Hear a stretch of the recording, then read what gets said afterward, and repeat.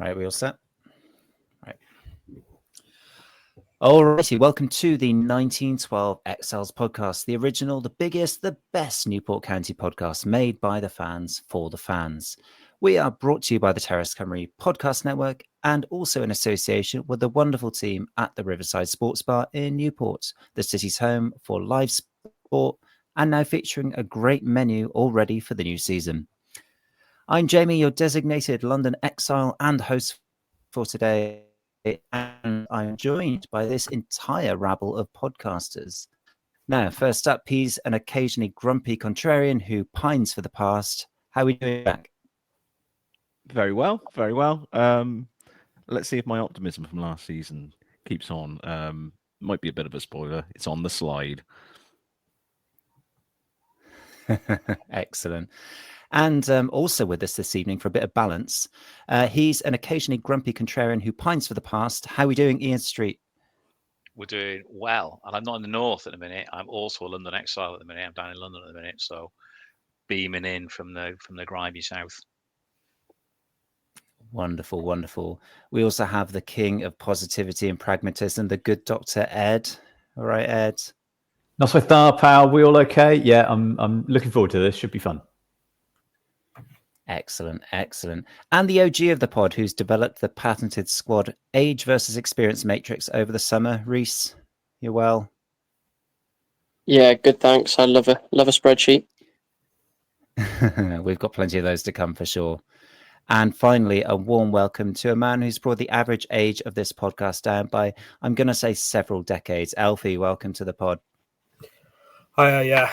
Good to be ready for Excellent this season. Yeah, I'm sure we're all kind of ready for this season, if a little bit, wary. Now, this is our big season preview episode, and we're recording on the evening of Wednesday, the 23rd of July. There will be doubtless a few more twists and turns over the coming days, maybe even a few more signings. So forgive us if some of this content is already out of date by the time you're listening. And we know that there are two public events happening as well this week. There's an audience with Wayne Hatswell and Mark O'Brien at the Dodger Pub tonight, and a Trust Q&A tomorrow night with Chairman Hugh Jenkins. We'll try and bring you some more reports on both of those next week. But tonight, we just want to focus exclusively on where County find themselves on the eve of the season. So with that in mind, and for those who have maybe switched off over the summer, let's remind ourselves of what's changed at Rodney Parade. Now, first up, we've appointed David Hughes as our new manager. He's a former youth team coach at Manchester United, amongst others. So another gaffer with a good coaching pedigree, but relatively little experience of being the main man at the helm. You can listen back to episode 229 if you want to learn more about him.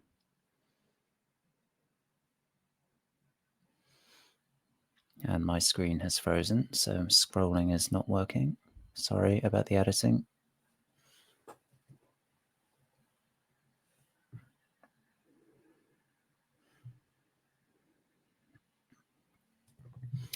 Okay.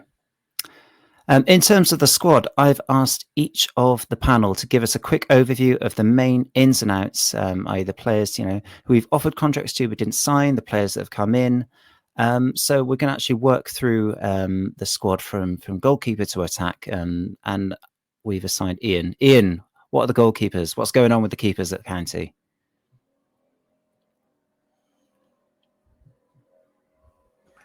You're on mute, Ian. Well, obviously, we've let Nick go, so he's gone off to the Spitfires in the conference, hasn't he? Taking the money. So there's some big shoes to fill there, because I think, from my point of view, he was pretty instrumental in helping us stay in the division last year. However, though, I think we've done okay in terms of the keeper front of who we've brought in. We brought in Nick Zanev from Northampton and New Zealand, and we've brought in Jordan Wright from Grimsby. Now, both in their mid-20s, they're both huge. I think they're both like 6'5", so they're much taller than Nick was. They've both got experience at League Two level, and both have got a little bit of experience at League One. So, I think that's pretty good in terms of if we're replacing Nick to bring in those two. I think that's okay. I think at this level, neither of them are going to be the finished article either, nor was Nick. So I think we've got to support them both. I think it's going to be new Nick who's going to be the new number one. I think I'm expecting him to be the man behind the sticks or between the sticks, but be challenged by Jordan Wright as the season goes on. And obviously, there's going to be that international stuff with him going back to New Zealand at times. So we are going to need that. We are going to need that number two. From what I've heard so far, new Nick, very vocal. I think that's good to see. I don't think our old Nick was that vocal, so I think that's a really good thing. Should be both superior to old Nick on crosses. They're pretty good at shot stopping. I don't think either of them are great with their feet, but that doesn't bother me. The main job is to keep them out the net, and I don't think we're going to be trying to do this. Let's do tick-a-tacker from the 6-yard box this season anyway. So that's less of an issue for me. My Grimsby mate, Steve, I was chatting to him about Jordan Wright. His view was, look, there's a keeper in there. But he did make some big errors for them, but also saved lots of penalties and did some good things. So I think overall, in terms of the goalkeeping position, not too bad. Yeah, I think you're quite right. I think we were going to struggle to hold on to the original NT. So yeah, good to get a new one in, and we'll see how they go across the season. Moving forward, defence. Rhys, not too much has changed, has it, in that back line? No, I think the starting back five will probably be pretty similar to the personnel we had at the end of last season. I'm looking forward to seeing Davis back. He looked a good prospect at left back before his injury. He didn't get that much game time before we lost him for the season. I think Baker is probably going to be important for us. I think he's the model player, really, that Hugh wants to see. He's developed steadily over the last season. He's still only 22. And by the end of this season, he will have played over 100 league games for us. I think Lee Jenkins should be an interesting prospect. He's built like a brick outhouse, isn't he? He's got a lot of experience in the Cymru Prem, but it's how that translates to EFL football. But my main concern remains what it was at the end of last season, is that we're just not very good in the air. So I went down a bit of a rabbit hole earlier on and filled our WhatsApp chat with heading stats, but our best header of the ball was James Clark, who won 60% of his headers, and the best defenders in the league are close to 70%, if not above it. I think our defenders are a long way off that. People like Baker and Brennan are below 50%, so that's kind of inexcusable, really, if your job's a centre half. So that's what really concerns me, and I think it's a concern that carries into midfield as well. I think the prime example was Bromley away last year, where we just got absolutely dominated in the air. And I think that is an area that we need to address. And hopefully Jenkins maybe is that player to do it for us. We'll wait and see. Yeah, I think that physicality that we've spoken about so much on this podcast, for sure, is a key element of things that we need to improve. And you mentioned the midfield as well. The midfield battles are quite important. And thank you for that lovely segue, because I'm going to hand over to Alfie now. Alfie, what are the midfield ins and outs looking like? I think this is going to be something that we'll be talking about a lot on this episode. Yeah, I think the midfield, as you said, is going to be a big talking point this season. I've seen a lot of fans saying, we're crying out for one or two, maybe even three more midfielders. I've been saying for a while myself, but I've also heard other people say it. We just never replaced the Joss Labadie sort of player, a player who will just dive into tackles. Obviously, we like someone who get less cards than Joss did, but someone who will just take no nonsense and play for the badge. That being said, though, the midfield last season just felt like the game went straight through them. But I am looking forward to seeing how Whitmore and Twee they do this season in their second season with us. I was wondering if Kenan Patton would feature, but obviously with his injury against Bristol City, it's up in the air how long he'll be out for. And then I know it'll be touched upon later on, but the likes of Moses, Alexander Walker, and Riley Lonergan. I wonder how much game time they'll get. But yeah, we've brought in probably the most promising signings so far. Matt Smith. He's going to come in with some sort of expectation with being a Welsh international and being up and around the English leagues and playing in Scotland. I haven't been to the friendlies this season, but I've heard the games he's featured in, he's been quite good. But I think it's going to take a lot to replace Aaron Wildig, who left us for Gloucester for a part-time player coach role. I felt like the last 2 or 3 seasons he's been here, he's probably been our best creative midfielder, and we've definitely missed him when he's been out. And then, we've Nathan Woods, we released him. He returned to Penybont. He actually scored in the UEFA Conference League. And then Kieran Evans, who a lot of fans probably thought we would get back after his release, went and joined Nick Townsend at Eastleigh. But there's a couple of elements there, really. The youth players, which we'll come on to as well. I'm really curious about how much game time that Dave Hughes is actually going to give those guys.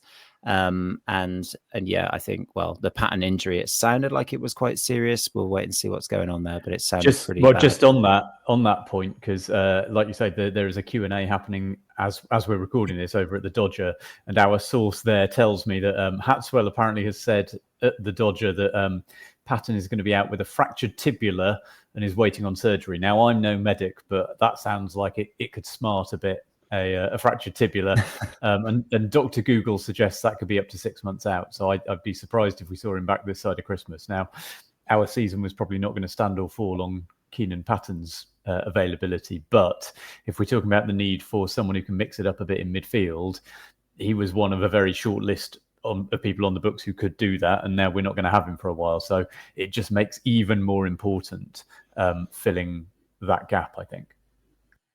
Yeah, 100%. And this is why you're called the Good Doctor. So thanks for that update, Ed.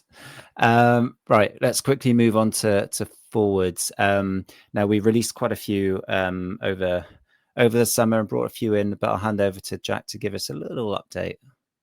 Yeah, the CBR experiment continues, but he's going to have some help. So we've got Double G, Jed Garner, we'll leave that up to the pod to get a consensus on if it's a hard G or not.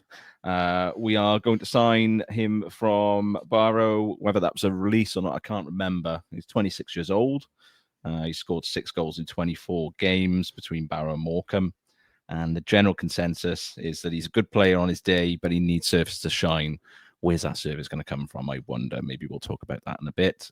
Michael Reindorf, then, a lone player from Cardiff City, and generally dipping into the sentiment on X and other platforms is that he's okay in cameos, but his attitude is not the best in terms of going gung-ho and giving it your all. So that we've got the CCFC verdict here upon for our visual listeners. That's not even a way of saying it, but look at the slide and I'll read along with me. We all had high hopes for him, and he was banging them in for the under-21s in the Nathaniel MG Cup. Started training with the first team, but never really made an impact. Went out on loan to Bristol Rovers, didn't play that much there either. He's a tall lad, looks strong, but also decent enough finisher. If he gets his head down, he could be great signing for you. It's time for him to prove himself, and that is from the CCFC fans. So going along with that theme that I harken back to last season is that I like that we're signing players that have a point to prove, or it's their last stage in their career where they can actually make some decent money and get themselves into a League Two side, if that's up from the Cymru Prem or that's from the reserves of another team and that. So he's got to come here and prove a point. So let's see if he's passionate enough to give CBR a bit of a break. From what, I don't know. But yeah, that's our 2 in. Yeah, and we'll go into depth about where the gaps are and stuff, but maybe some of those gaps can be filled by some of the youth players that we've given professional contracts to, and I'm going to let Ed talk us through some of those. Yeah, so there's 5 who've been given contracts. I think the one with whom we're most familiar is Moses Alexander-Walker, who made a couple of appearances at the end of last season on the right wing, looked very, very good, notably against Tranmere, I think it was, when he was one of the few highlights of what was quite a drab game. And he's looked good in pre-season. And of the 5, he is the one who I would expect to be on the bench, potentially coming on and making an impact. It looks as though we're not going to play with wingers a great deal this season, but on the occasions when we do, him on the right, Bobby on the left, doesn't feel too bad a combination. So he's the one of whom I think we can expect great things. The other 4, Corey Evans, attacking midfielder, Morgan Evans, another right winger, Riley Lonergan, centre midfield, and Sam Watkins at right back. We've only seen a little bit of them here and there. They all featured in the pre-season friendly at Worcester that I saw. I think they featured in some of the other games as well. Hard to judge them really on the basis of that, particularly when in Worcester it was like 32 degrees and impossible to put in a too heavy a shift. But I would imagine most of those 4 will probably go and get loan football if there are clubs willing to take them, and then it's up to them to kick on and see how they do in men's football. I think of those 4, potentially Riley Lonergan is the one who is in a position in centre mid that we might need. I mean, Corey Evans can play there too, but we probably have other players who bring that kind of creativity. So it's hard to say, but I think Moses is the one who we will see the most of. Of the rest of them, it's going to be about luck and hard work on their part. But if they can go and get some loan time elsewhere, then so much the better. Yeah, I think that's typically what we tend to do with particularly the ones with little to no game time experience or senior football experience, is to try and ship them out somewhere, give them some game time. I mean, looking at that squad where we play Barnet away in the League Cup next Tuesday, where do we think we're at? I mean, how do we think this squad compares to last season at the start of the season, where I think we'd lost Will Evans this time last year, or around this time anyway, and we were scrambling around there a bit. Who wants to jump in on that? Who feels like the squad is dangerously thin?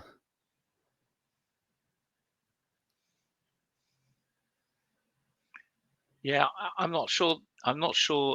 Dangerously thin is the word I would use to describe us. We're certainly thin. I actually think we're not a million miles different from where we were at this time last year. We might be slightly better. So trying to be a bit more positive here. Raynes, he does potentially offer some pace and some physicality up front that was sadly lacking this last year. We didn't have anyone who could run in behind. He can definitely do that. Matt Smith, as Alfie was saying, he could be a marquee signing for us if he stays fit. We can get the right tune around him, and I think we're going to talk about that a little bit. He could make the difference.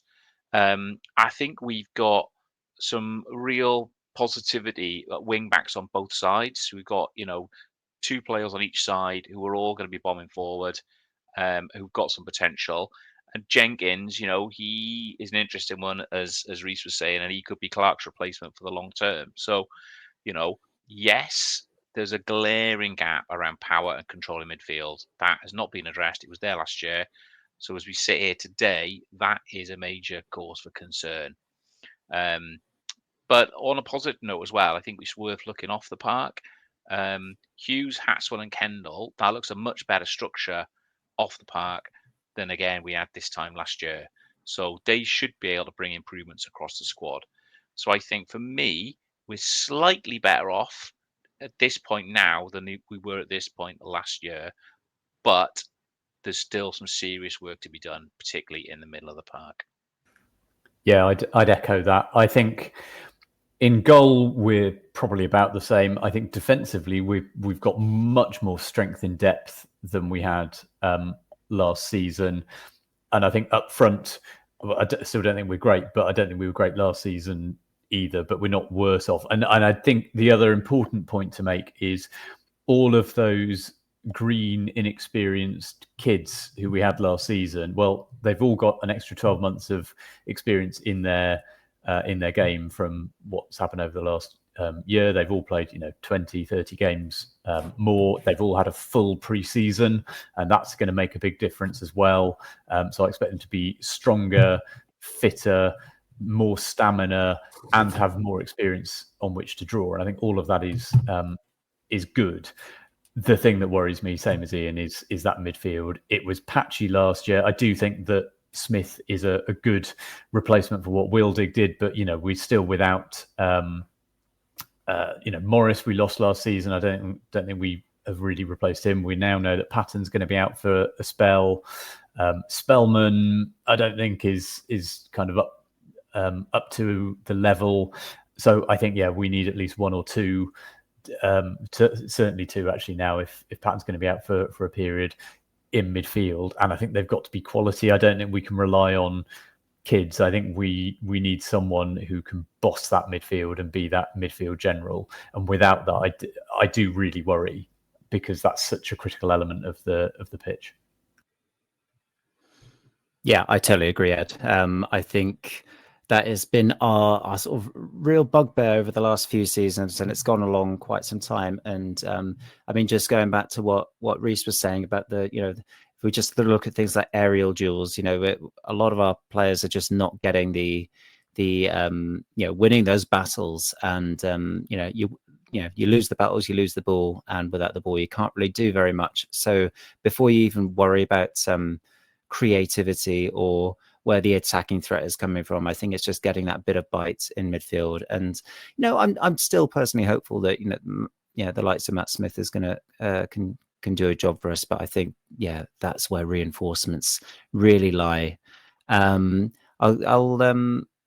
just go back to Alfie very quickly, because you were talking about this in midfield as well. The fact that we hadn't had a Josh Labadie, and obviously we spoke to Josh Labadie over the summer as well, and I think he kind of agreed. We kept telling him that anyway, hoping that he still had something in him. But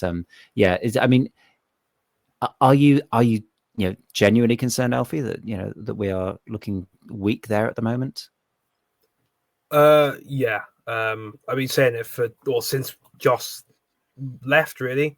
And then when we tried to fill the gap with Bennett, I think he was getting caught out a bit pace wise.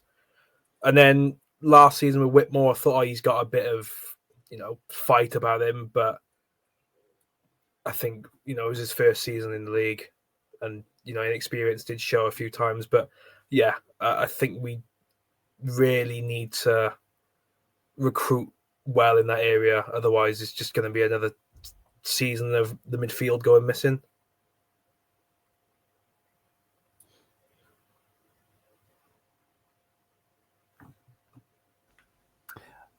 Have we lost Jamie?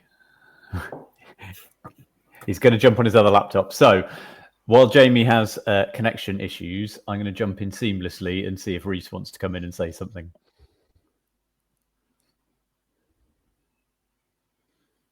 Yeah, I think I broadly agree with everyone else there that my major concern is the lack of physicality in midfield.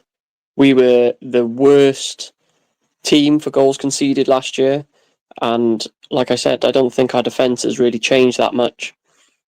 So that's what really concerns me. We didn't have too much of an issue scoring goals. We were comfortably mid-table in that regard, but I think winning the midfield battle is what put the pressure on our defenders last season.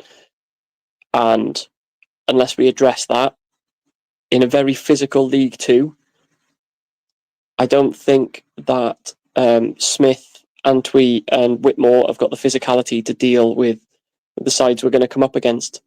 And you've got to earn the right to play is a term to borrow from rugby, but you've got to earn the right to play. You've got to win those battles first to get the ball, and then you can start playing your nice creative football.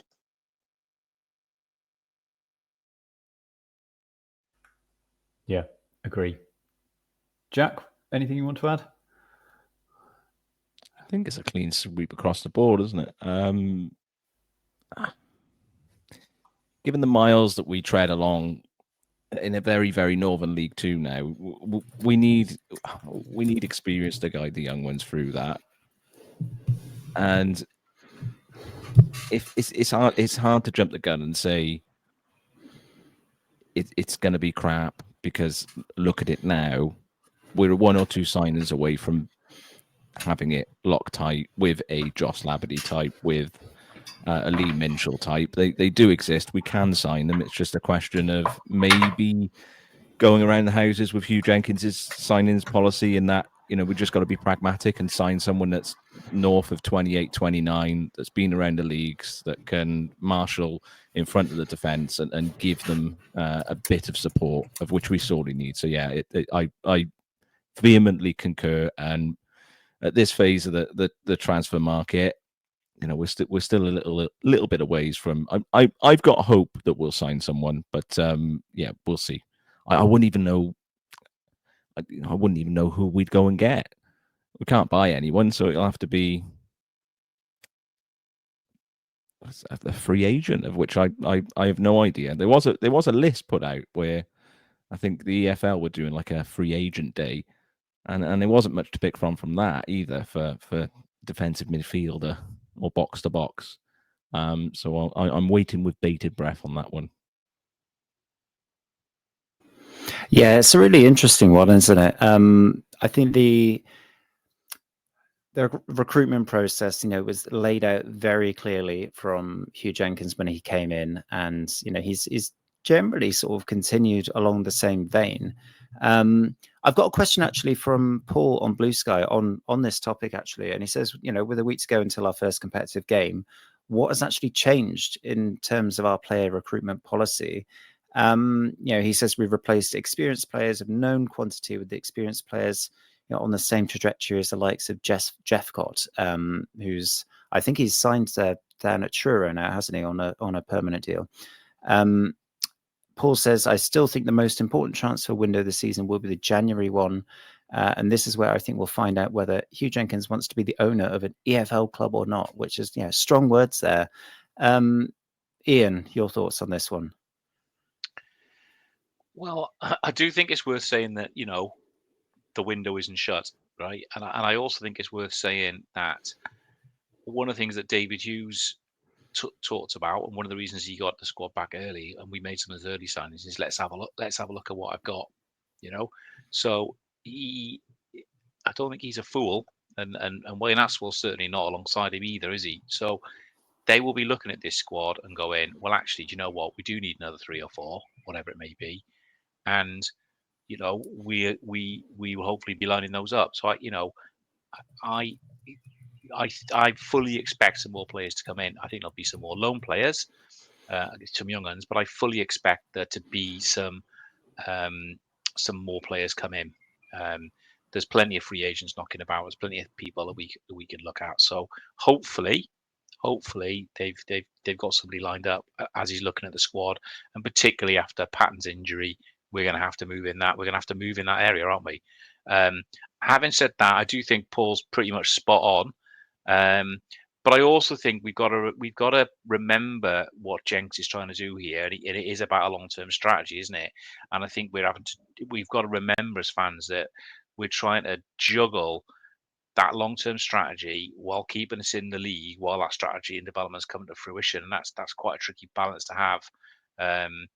So yeah, I basically agree with Paul, but I think there's a wider picture we need to also take into account with what we're trying to do as a club at the same time. I think our recruitment's been a little bit different this year to last year, to be honest.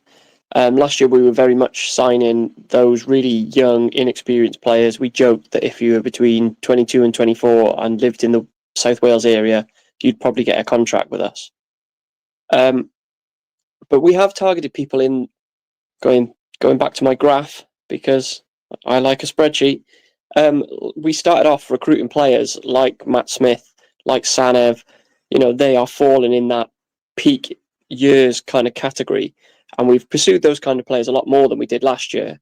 But I think what we've seen as the transfer window's gone on, we've drifted more into the likes of Ogunier, who's come in from Man United, who's never played a professional league game.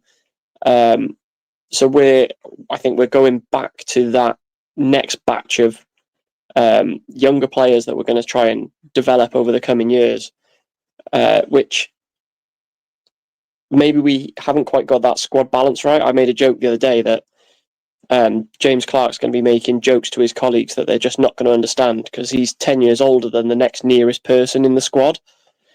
So I think the balance of the squad in terms of age and experience maybe still is not quite right. But as Ian said, we're still got over a month left of the transfer window.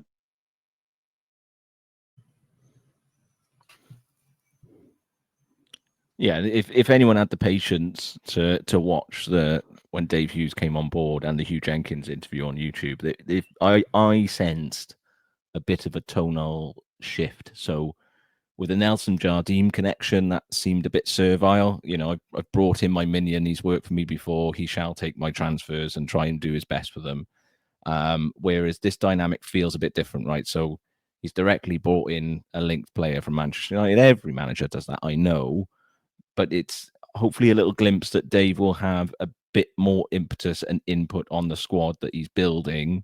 And like the goalkeeper point that you made, Rhys, is that, that's obviously a pragmatic decision for a very important position that, given how important Nick was last year for us, was important to get right, not just to keep the fans happy, but to make sure that the squad is stable. And on that, before we skip on to the next one, I quite like that we're continuing that trope with Newport County where we get two really good keepers who are going to battle each other for number one. It just seems to be like a very consistent thing with Newport to have very, very good keepers battling for the first position. And that's good for that position anyway. So yeah, happy with that. And as Ian said, yeah, we're in the middle of the transfer market. So I'm waiting with bated breath again.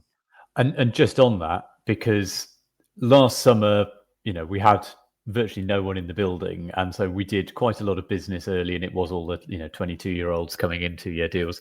This year, it seemed to me, we went out, we signed senior pros at the start of the window, the people who we knew we were going to need. We knew we were going to need that kind of box-to-box midfielder. We knew that we were going to need a goalkeeper. We knew we probably needed some more experience up front. And then we've had this pause when Hughes has assessed his squad. And like Jack, like Ian, I think we will see some business being done again now that pre-season is over, now that we know where the gaps are. And it's pretty obvious where the gaps are. So there can't be any doubt in Jenkins' mind and Hughes' mind about what's needed. So I think we will see more business being done. It probably will not all happen before Barnet on Tuesday night, but I think it will happen before the window closes. We are the kind of destination of last resort for a lot of players. So it may be that we get a whole tranche of them coming in at the 11th hour when we're the best offer that's still on the table. But, if they're good enough, if the quality is there, I'm all right with that, as long as we address those key positions. So I think let's stay up until 11 o'clock at night on the, 31st of August or whenever the window is, because I think on where we see that kind of investment in key areas, and it is a different strategy, like Rhys says, from last summer.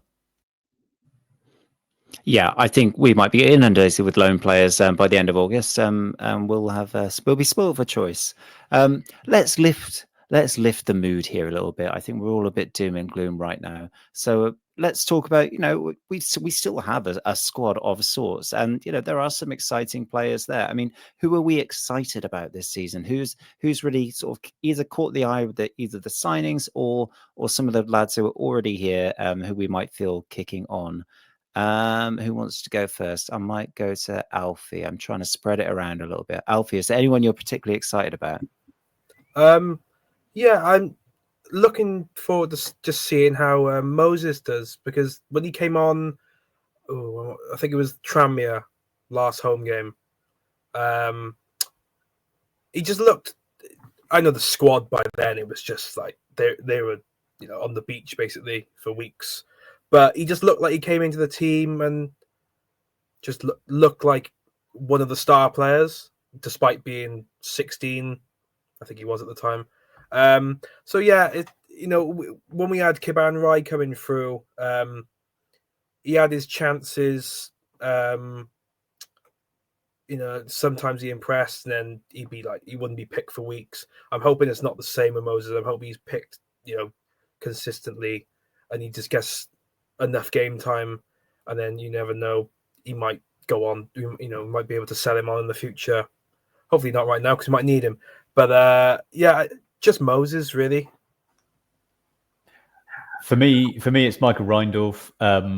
Cardiff fans I know speak very highly of him. I think he's that perfect point of his career now where we're his second loan. He was at Bristol Rovers last season, didn't quite happen for him there. Cardiff fans really rate him. He's big, strong, athletic, quick. You don't know for certain, but everything I've seen and heard so far makes me think he's going to be more of a Seb Palmer Holden than he is a Chanka Zimba. So with that in mind now, let's see him go and smash us 20 goals.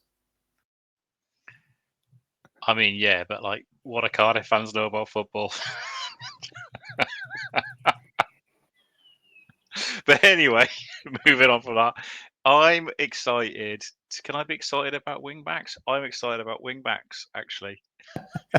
Because I do think that one of the things that's coming out from the Hughes regime is more organisation, and that's a good thing.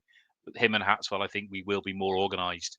I think we'll be harder to beat, maybe not against the top sides, but I don't see us going to Accrington and losing 5-0 in that insipid thing again. I think we'll be more organised around the park, and I think it's clear to me. We might come on to this. We're going to play in the 3-5-2 or the 5-3-2, whichever one you see. So I think Tom Davis, really interesting player. He has got massive potential. I think quick, aggressive, good going forward, can defend. If we can keep him fit, I think him and Glennon on the left. That's a really good option. If we're gonna not play in a back four and we're going to play in a 3 or a 5, I think that's really good on that side. And then one of our better players last year, Seb Thomas was one of the standout performers last year, wasn't he? So hopefully him, as you were saying, Ed, kicking on now, that bodes well. And then the young lad who's come in from United to sort of challenge him a little bit again and push him. So there's quite a lot of pace there on both sides that hopefully we can utilise, and maybe into Matt Smith, slip the ball through to Reindorf, off we go. So I think Wingbacks I'm excited about. I never thought I'd ever say that, but there you go. Incredible. I mean, you just made it sound so easy. Just chuck it into Matt Smith, get it in the box, get it in the mixer, goal. Simple as that. Why aren't we doing that already? But on a serious note, Ian, that's where I think that we potentially have our most exciting players, the two young wingbacks. Tom Davis, I mean, he was our player who played 30 minutes for us and then got injured of last season. Obviously Kenan Patton's this year's version, but what I saw from him, I thought, yeah, we've got a player on our hands here, and I was super excited by it. So and it enables us to play somebody who, I mean, we talked a lot about Glennon last season, and it seems like Glennon's gone down the pecking order a bit. So it looks like Davis might be the starter. This is very much wingback corner here, and I think Rhys, you're keen on the wingbacks too. Yeah, I think Joe Thomas came in and impressed. He was injured, wasn't he, not long after he first arrived, but he really seemed to kick on when he came back. He had, I can't remember who we were even playing now. It was when we went on the run of 4 games where we won. And we had the Joe Thomas game where he scored one, made one, and just tore the other team apart. I think if we can see more moments like that from him this season, and he continues to improve, I think he could be a real asset for us. So yeah, wingback corner all the way. Jack, come on, let's lift the spirits. You've got to be excited about something.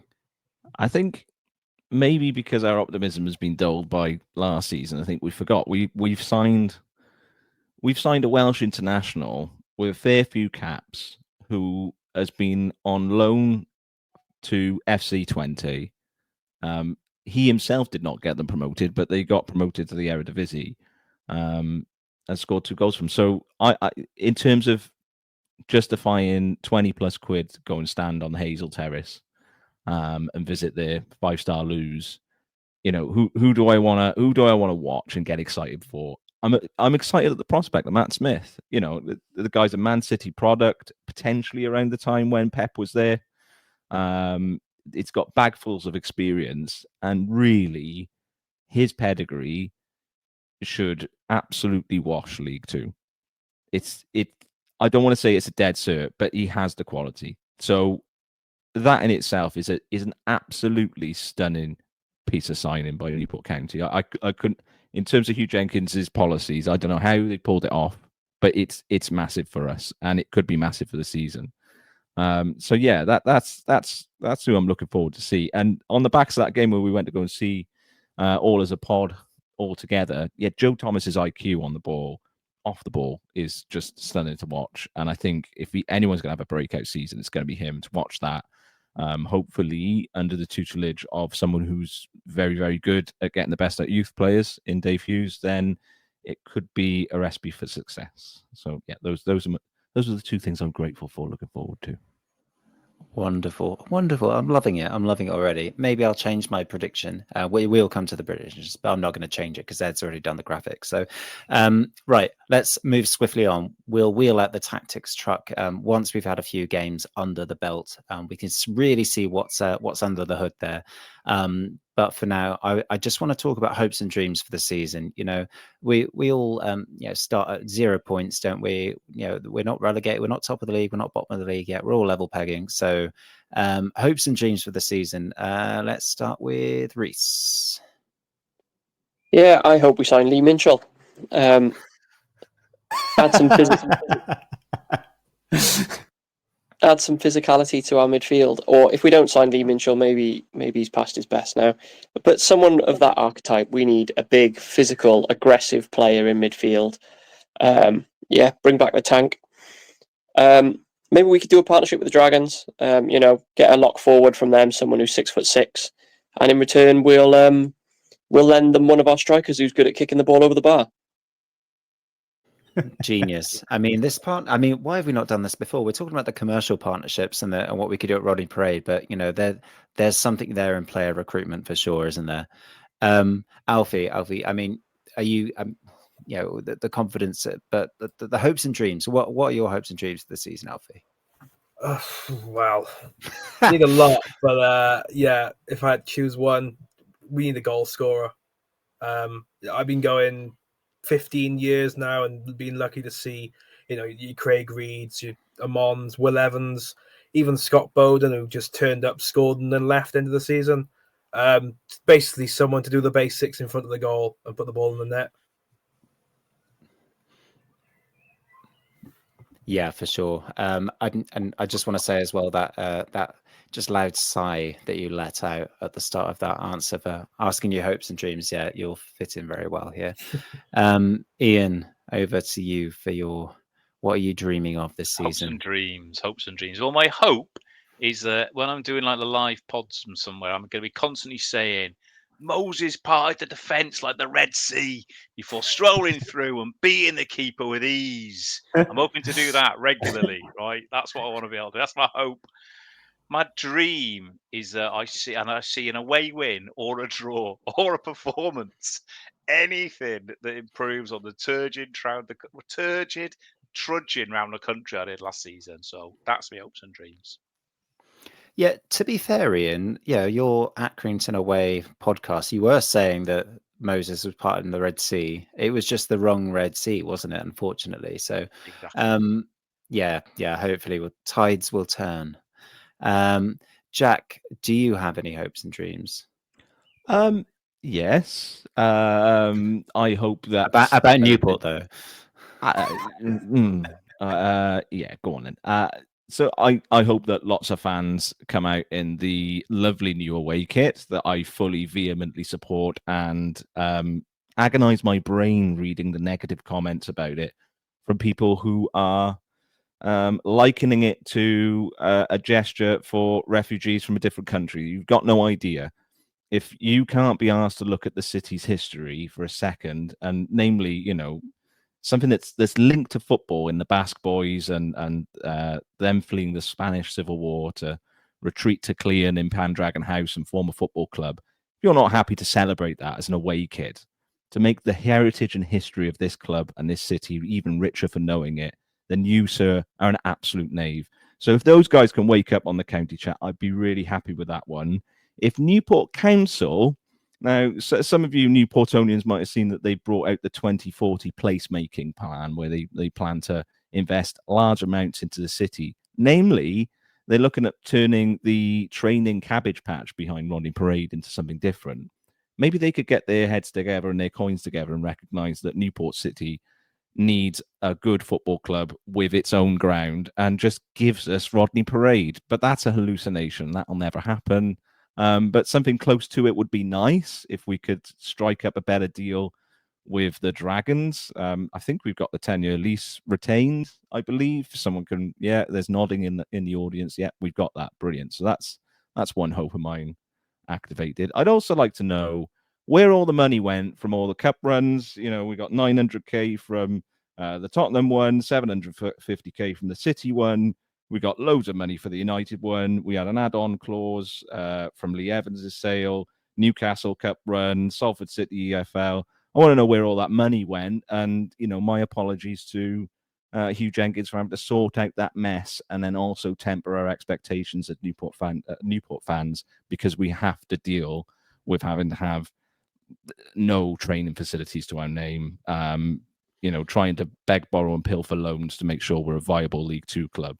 But we won't get those answers because those people from the club have very since well gone from it. So I just want to, my hopes will go back to being simple. I just want to go to a game, have a pint before, some cheese and wine with Ian, and just, I've missed football this season. I really have. So it'd be an absolute dream to just get back on the terrace, support the boys, watch Matt Smith do his thing like he did with FC20, score a few goals, Wingbacks corner, tactics truck, Bovril reviews, etc., etc., etc. So not much then, Jack. Not much. Almost to the point where I think most of that will be edited out for the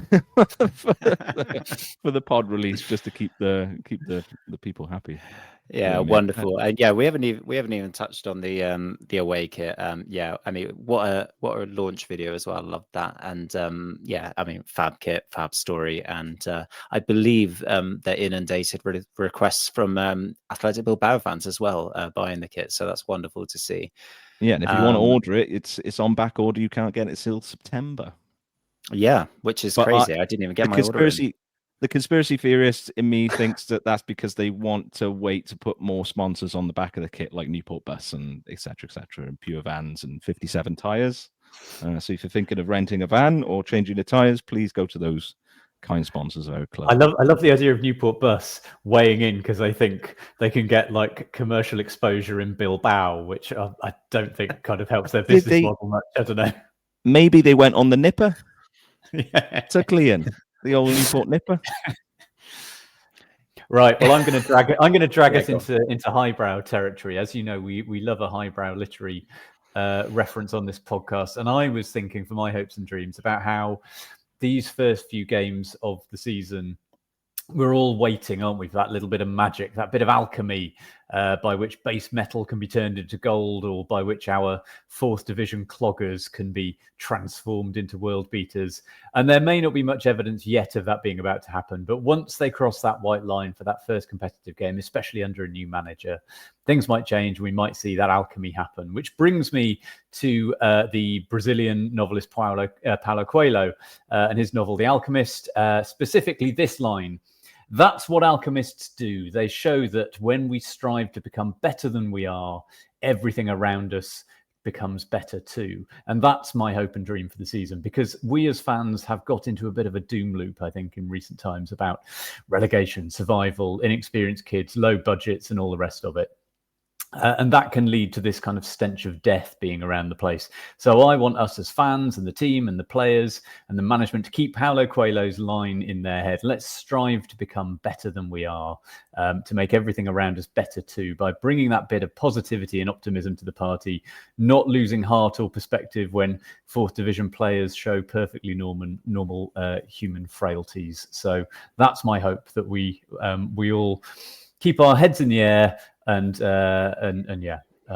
get behind them in that first game on Tuesday night, which you're going to, I believe, Jamie. Yeah, I'll be there, and hopefully I'll see plenty of lovely familiar faces and fresh faces, and we'll get a pod out hopefully with a full squad of people trying to strive to become better than they are. On that positive, cheery note, let's go to our predictions, shall we, for the season?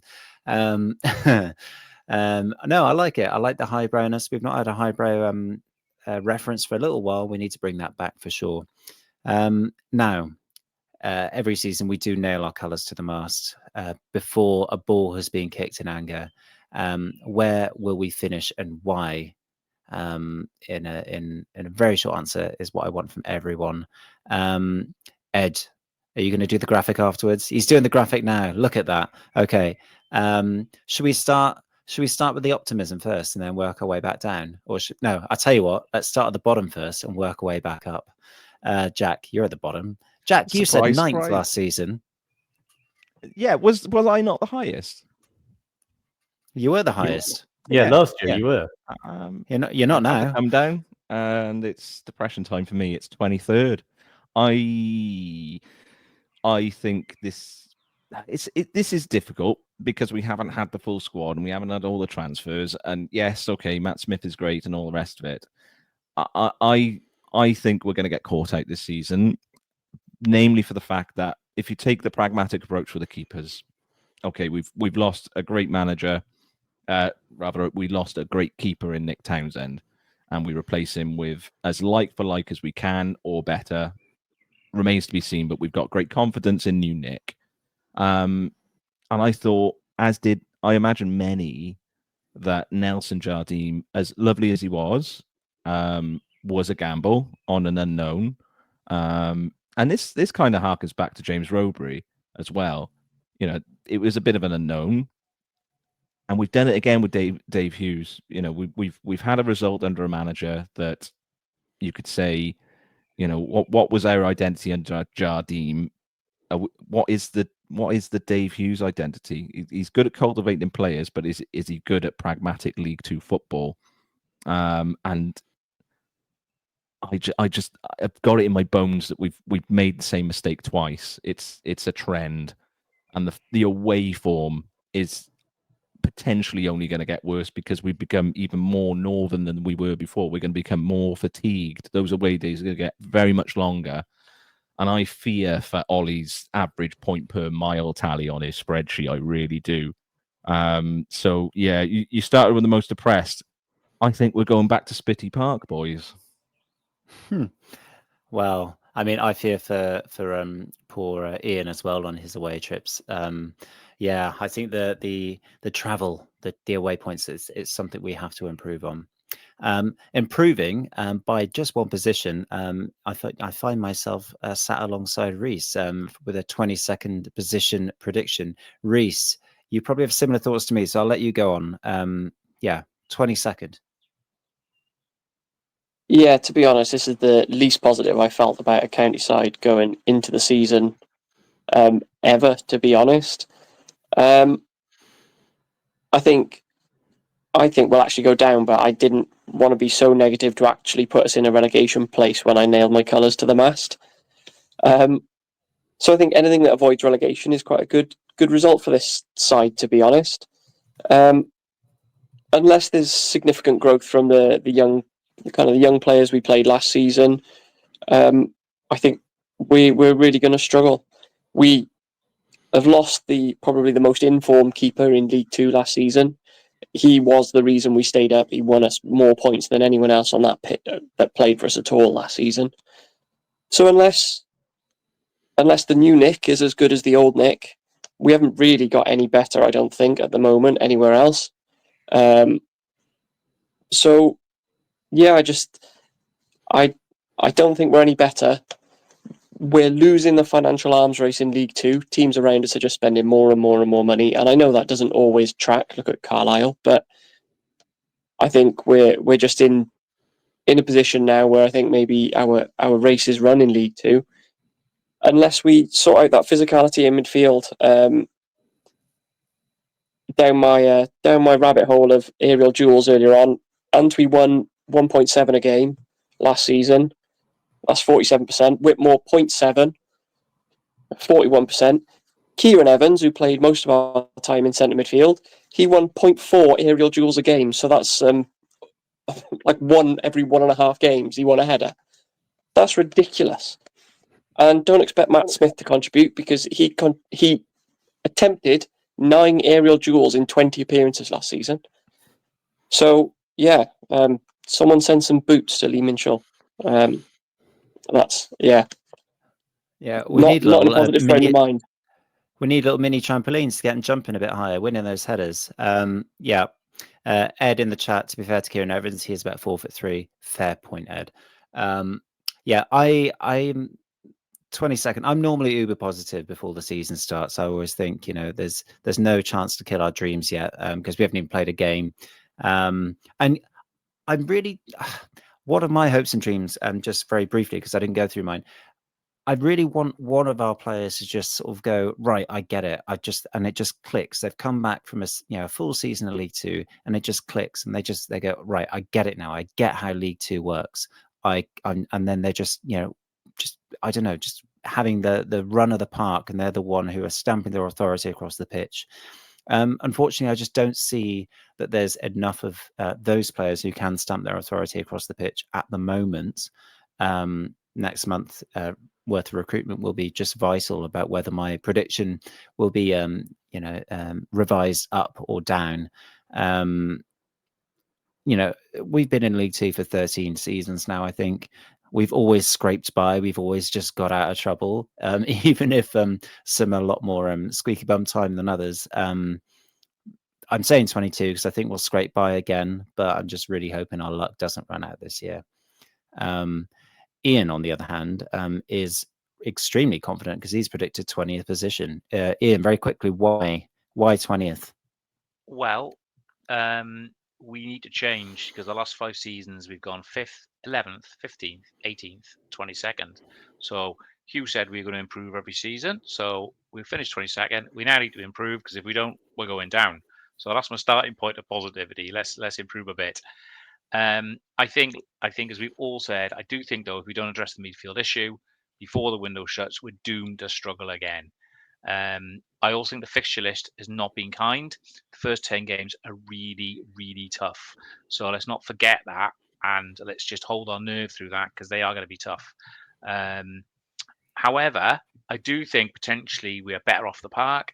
I think hopefully the organisation and tactical acumen we'll have can win us the battle of the bottom of the league, which I think is going to be us, Accrington, Harrogate, Cheltenham, and one other, possibly Crawley, possibly Shrewsbury. There's a couple of challenges down there. I think we can win that battle, and I think that this season, that's what it's about. We need to win the battle at the bottom 4, and I think if we do that, we can finish 20th. Yeah, Cheltenham, of course, playing in our away kit this season. So, Ed, dizzy heights of 19th. Why?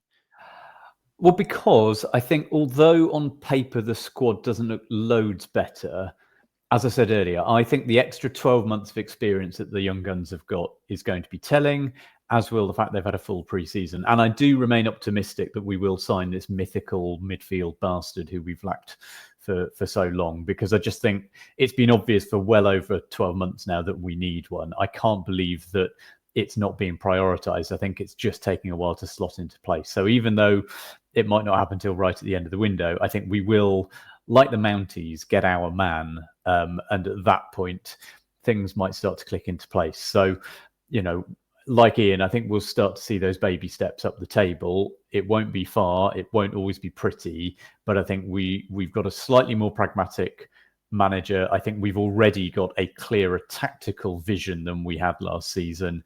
And I think the extra bit of experience that we've got in the tank of the squad will all mean that we are just, it's all about fractions. And I think we will be enough fractions better that we will get to 19th. Yeah. I mean, who knows? Who knows right now? But we've got Alfie finally, last but certainly not least, because you're the most optimistic of all of us. Why are you much more optimistic than us? I think it's just down to having a better managerial team on paper anyway. Nelson tried as head coach, but I noticed as soon as David Hughes is appointed as manager. There's a big difference. He got a lot more hands in the transfer side, and it's just Wayne Hatswell as well. He's not from Newport, but he feels like he is now because he's been here for 3 spells. I just don't feel like he'll want that. I don't feel like he'll take us down, if you know what I mean. Like he's just got that Newport spirit. And Lee Kendall used to be my university tutor, so I know he's a good coach. And yeah, I think if we make a few more good signings and get some decent loanies in, because we've had a fair few good ones over the recent seasons, I just like to think we do well. I was going to go higher, but yeah, stick with 15th. Hey, I'm sure we'd all take 15th, and yeah, I think your optimism, I'm hoping that shines through, and I feel like that's probably a good place to leave it, because yeah, we've all seen bits and bobs, but we've not really seen this Newport County side of 2025-26 in competitive action yet. So we will reserve further judgment until then.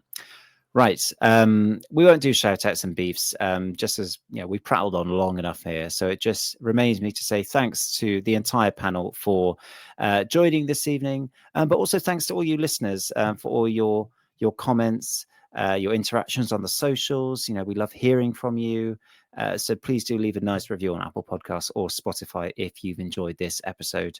And thanks too for all your kind donations over on our Ko-Fi page. Details in the show notes up on the screen. For that too.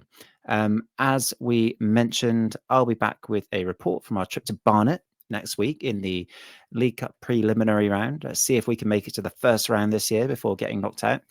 And we'll return with panel discussions and pod episodes with a few games under our belt. So yeah, we'll be looking ahead to that and maybe doing some exciting things later in the season. So watch this space. Until then, look up.